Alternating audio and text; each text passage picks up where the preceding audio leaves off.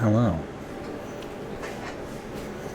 Anyone who knows this song probably knows uh, what's about to pop up next on the screen. And I would probably consider myself a person who has studied this game.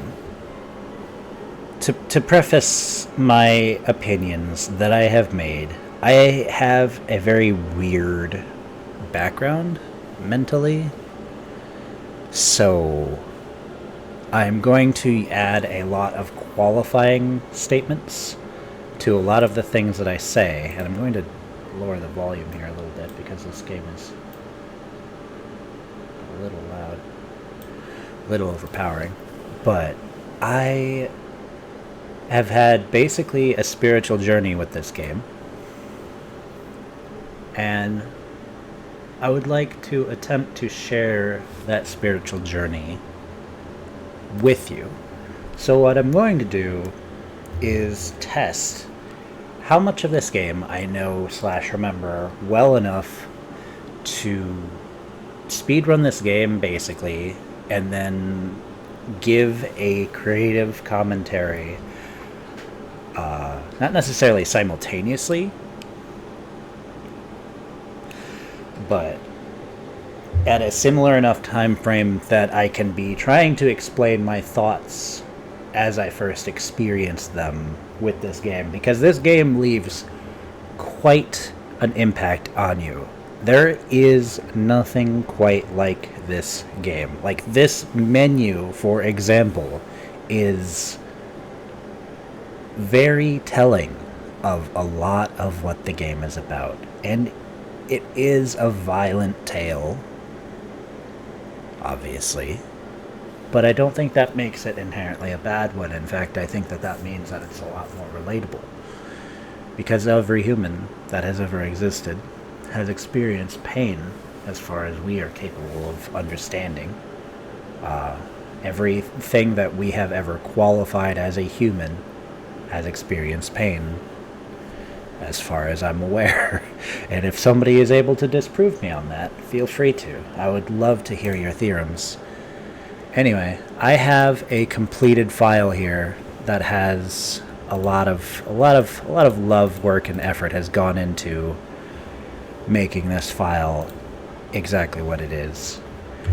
And it's taken me a long time to get to this point where I feel like I'm ready to let go of the insecurities that are being held on to, symbolized by this game save, where I feel so secure because I know exactly what is going to happen. However, I feel that I know this game well enough to know what's going to happen enough to be able to play this well enough that I should be able to beat it relatively reasonably fast. I don't think that this is necessarily actually a speedrun or anything, but maybe, or something, I don't know. Maybe it'll be its own category, existentialism percent or something, I don't know. I just kind of wanted to see if there was anything interesting that could be gained from a different perspective, from somebody else who hasn't played this game before, and see what my perspective is, and see if we could come to some sort of understanding about things that I think are questions that a lot of people have and want answers to. Anyway, I have not seen this screen in its vanilla-ness in a long time, so this is a very interesting moment, but I think I know exactly what to do, and I don't have any choice of what to do from this exact moment, and I feel like this is the hardest easy level in the game, because your first time beating this level, you always have to have exactly this setup. This level took me quite some time. However, I learned a lot about myself as a person over the course of this level, and I feel like I learned a lot about the human condition over the course of this level, and I feel like a lot of this game has taught me a lot, and let's get into it. So let me see how well I can actually remember how to do this. I think I need a... The FOV is still high enough, okay. I don't have... So the cursed torch... Right, I'm basically just forming logical patterns here. Yeah, cursed torch. So the best thing to do as the starting point of this game, like the provably best thing that you could be able to do. Do you have money? Do you have any money? No. Okay. So what you would do is you finish the first level, then you come back to this level, and then you come back to this level, and then you can beat the game, technically. I don't want to be taking it quite that far, but I do want to set myself up to have a much easier second playthrough of this game than I had a first one. Usually I would just Grapendix up there, or jump over this wall. I think I could still technically jump over this wall with the right input. You can do a kick buffer at the right frame to get a wall jump. Sometimes. I don't know how to make it work, but you do jump higher if you land like that. I think you can do that with enough momentum to get over that wall, if I recall correctly. I believe I saw a speedrun doing that. I am not nearly... I do not have the capacity to have these types of numbers running in my brain simultaneously. There are just simply too many things that are complex in this world. And there are just levels of minutia upon minutia that I could spend my entire life describing. And that's kind of what I think I might do. Like, I think this might be my new, I guess livelihood might be a word for it. I'm not really sure if that's what you call it, but it's finally speaking a truth that I feel has been stuck in me for a long enough time that it has become something else entirely, where it's neither the type of thing that you would expect, nor something that is unexpected.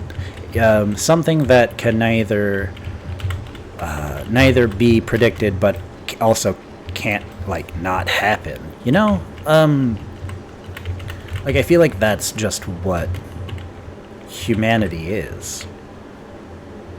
It feels like you're saying nothing at all. Like, I feel like that's what people would say if they were to be hearing what I'm saying right now.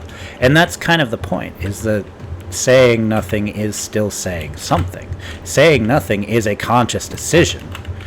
So, when you're saying nothing, you actually say everything. And so, being able to find the everything in the nothing, I think very much is the human condition. Being able to put something where there is nothing would basically mean that, like, concepts such as infinity itself is the human condition. Get out of here. Oh, no, man. Goodness gracious. That was an atrocious showing of my skill. I got very caught up in the conversation. I don't even remember where I was going. But generally, I feel like there are paths for everyone, right? So I feel like there are, like, specific paths that you are... Let's put this to a strata. Let's put this to, like, percentages. Let's say there is a percentage chance that you will live the life that you are currently living, and there is a percentage chance, whatever percentage chance you want to call it, that is theoretically non-zero. Like, there is a non-zero percentage chance that you would not have done some of the things you do in some version of reality. And what do those percentages really account for? What are the differences that occur in the universes where the events that you did not do happened? But does any of that really matter? Or is this all literally just something that you can use to entertain yourself for infinite amount of time? Or is there some sort of meaning that we can discern from these answers that seem to pop out of the universe itself over and over and over again? Because there are so many messages that have just been repeated in the same words, or in the same meaning, but not necessarily the same words. It's like, if I'm saying something in Latin and I understand what Latin means, it's not the same words, but it's the same meaning, right? Like, that's exactly what I'm trying to encapsulate, is there is meaning that transcends what we would normally consider meaning to be. And I think that you basically have to believe in the concept of meaning outside of yourself because you exist, and also other things exist that aren't you, but some versions of theory, they are also you, but I mean, that seems a little self-serving, and we could go into those levels of minutia at a later date, I feel. I don't think I'm necessarily ready to delve into that right now, but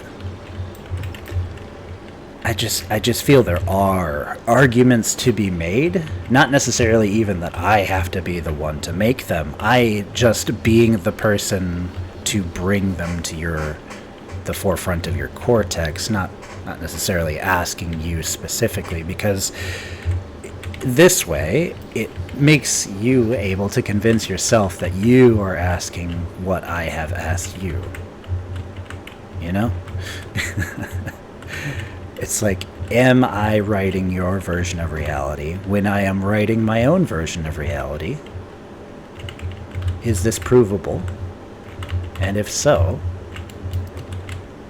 how aren't more people talking about it? Or are people talking about it and we just haven't understood them?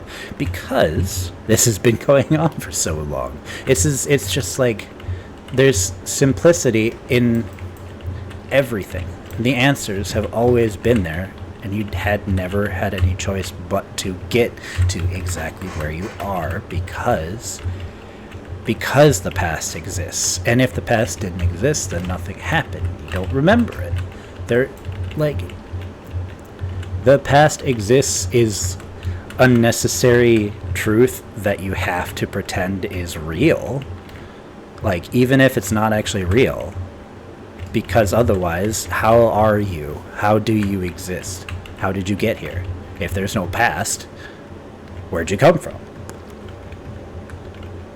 And you could just say, I've always been here. Well, where is here?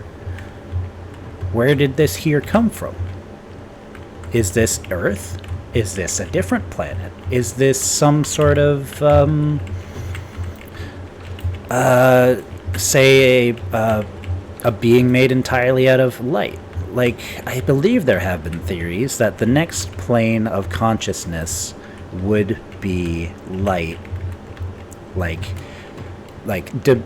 Fourth dimensional beings, I believe, is what it has been called, where they would have to be light, because light theoretically would be one of, if not the only thing that could travel faster than light and stay, in a single unit, which is why the people start arguing about, okay, well, is the original atom that is transmitted the same, and does that matter? Well, it does matter if you believe in a soul, because otherwise you're making a clone that has no anything inside it scientifically, right? Like, from the Star Trek perspective, each time you are cloned, or each time you're teleported, you're cloned from some people's understanding of the series, and from some other people's understanding of the series, you just I believe they tried to say that they disproved the soul, but it's like, I am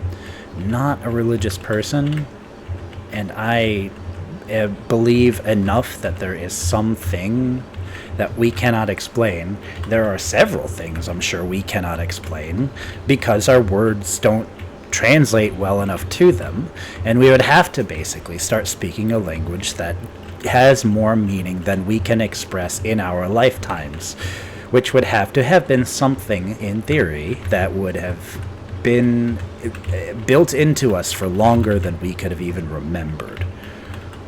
Or else, I don't know. I feel like there wouldn't be anything of meaning if that were not the case. But again, I could talk about this for literally hours and talk in circles and circles, and I'm still not killing my target. I should probably do that. So the central gameplay loop generally of this game is something along the lines of you're a retired hitman-esque gentleman who gets called by a handler who is another gentleman who is the person who is talking to you in the intro cutscene, and also the person who talks to you at the beginning of this level, and the person who talks to you several other times. I could show the cutscene again, but it really isn't that big of a deal. And yeah, that guy. That's a Godhead Heavy Industries on his head. That is basically the closest thing that the character has to an inner monologue in this game, because the character doesn't say anything, but he does make noise. So he obviously has the ability to produce phonemes, but we're not sure if he has intelligent thought or if he is simply literally what this game suggests is that he is a automaton animated by neurotransmitters, which would make sense as to why he doesn't have much rational thought and just kind of does what he already knows. He doesn't really improve until, well, spoilers, a thing happens later in the game. And I will get to that point when I get there. But I feel like finally allowing things to take their own turn and get their own logical end, and giving them each a little bit of room to breathe, is probably one of the most important lessons I could teach myself. And I found it amidst chaos, because life is chaos inherently. Like, life can't ever be anything but chaos, or else there is no variety, there's no flavor, and variety is the spice of life, after all. Man, I am terrible at this game. Then again, this is the hardest level. That smiley face in the top right corner there, that's Abraxas. Abraxas is, I think he functions as a demigod, technically, or something along those lines. I don't know what his actual title is. All I know is he is a powerful entity of some variety in this universe. I'm sure I will be lambasted for calling him a god or a demigod or what have you. Well, I decided to stop doing this the hard way and instead do this the easy way, because this gun is the best gun in the entire game.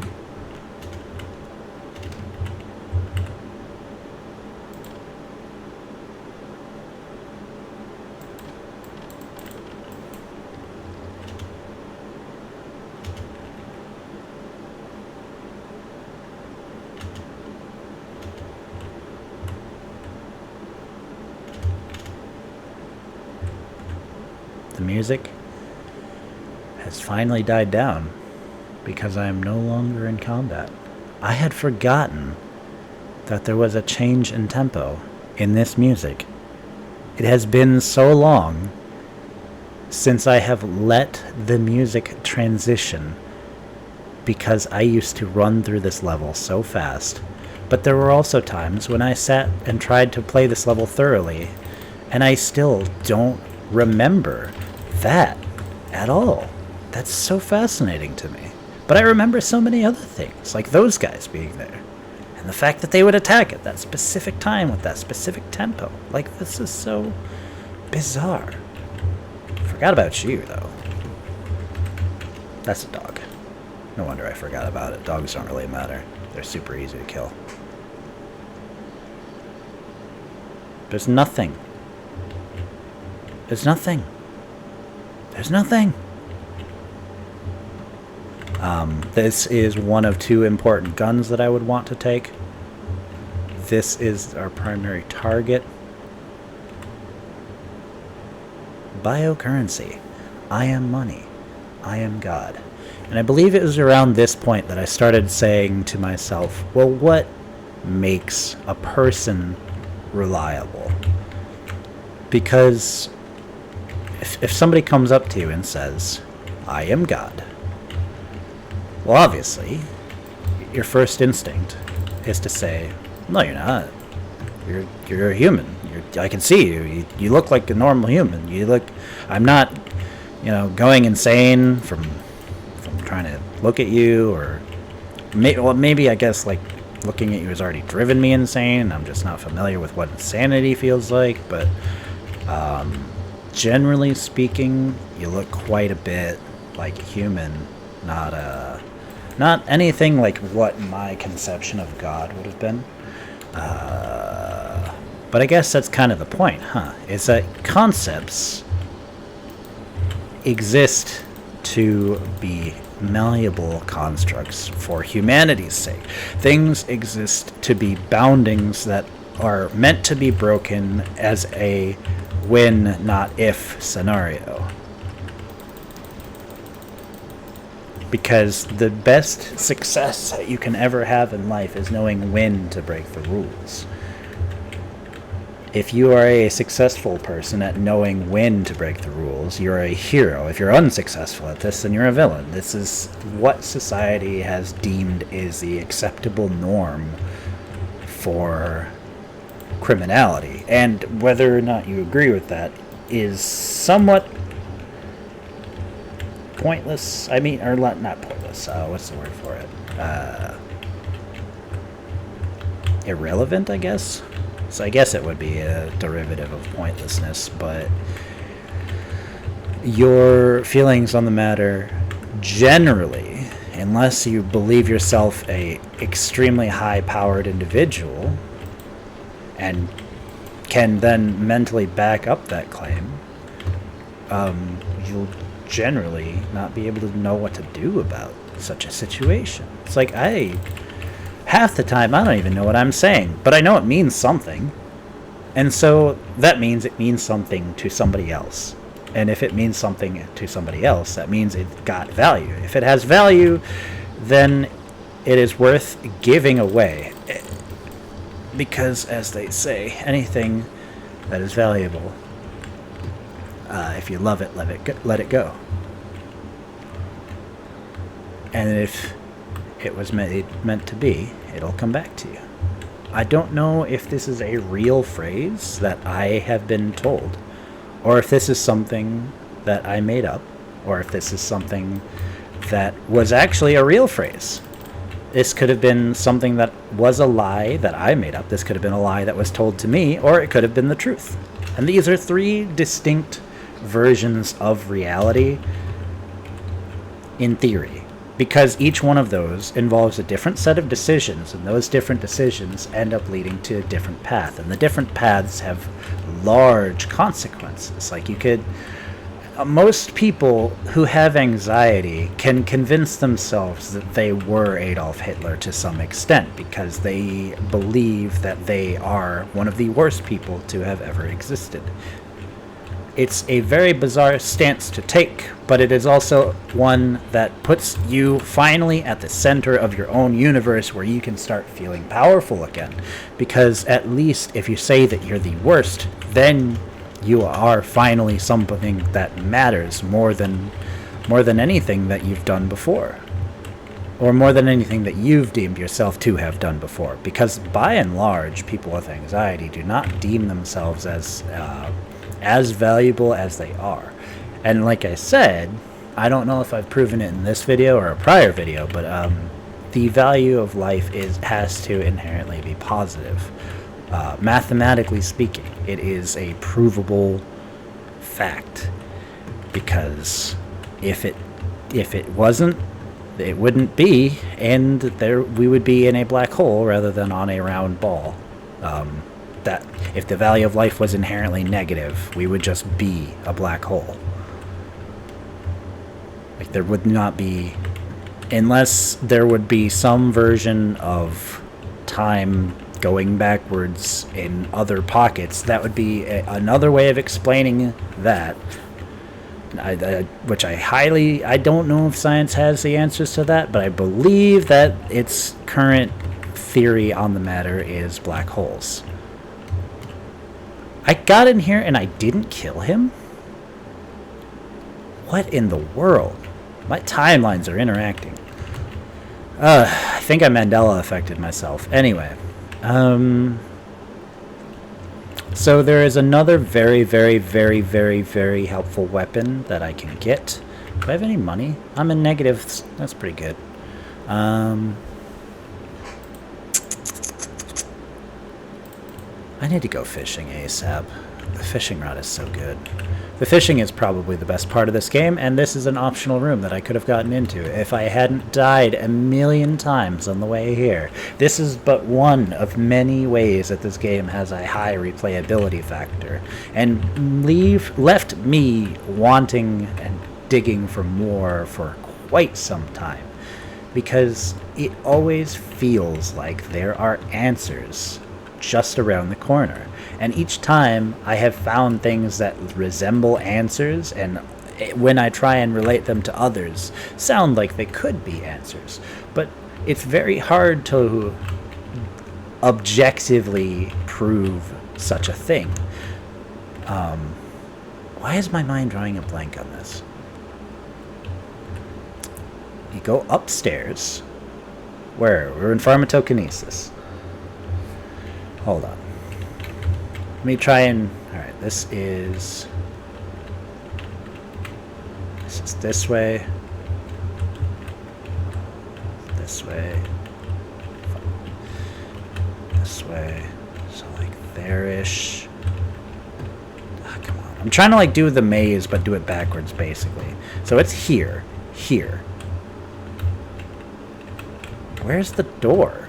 Here.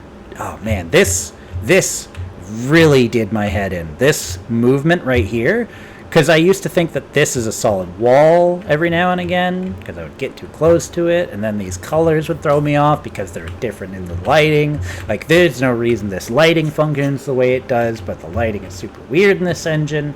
Oh, man. Anyway, there's a ball there.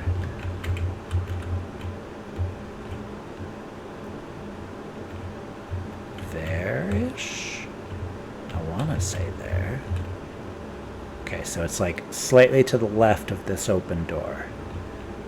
There's no doors here, so it's like here-ish. So like there-ish. It should be accessible from up here then. I don't really remember. This is too high.